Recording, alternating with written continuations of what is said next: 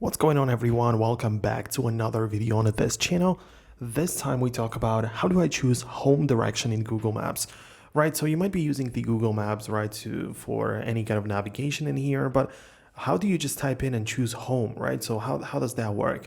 Well, sometimes it's as simple as tapping on the search bar and the home option might actually appear right here, which is pretty simple.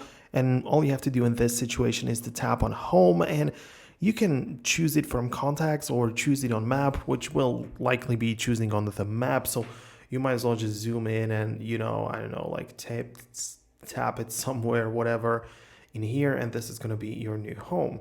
However, in case you want a little bit more control over this, I would recommend you to actually open up the main page within the Google Maps and locate your profile picture in here. So just tap on this.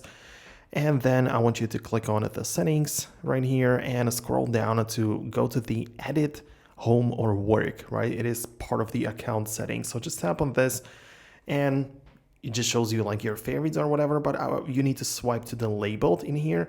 And here's the home, right? So again, you might choose this or click on the three dots and edit the icon, get the directions, or remove it. So just remove it. And then now you can search for the home address right here. So you can type it in. I mean, obviously it's the same user interface, but it's also accessible through the settings, right? So this is what you gotta do. Just look up random name or the address, right? Whatever, I'm just choosing an example, and this is now gonna be saved as your home location.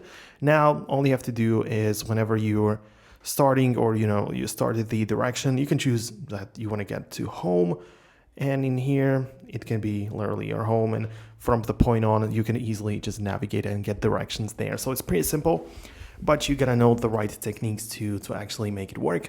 So I hope you found this video helpful. Make sure to hit the thumbs up, subscribe below, and I'm gonna catch you later on in the next video in the future.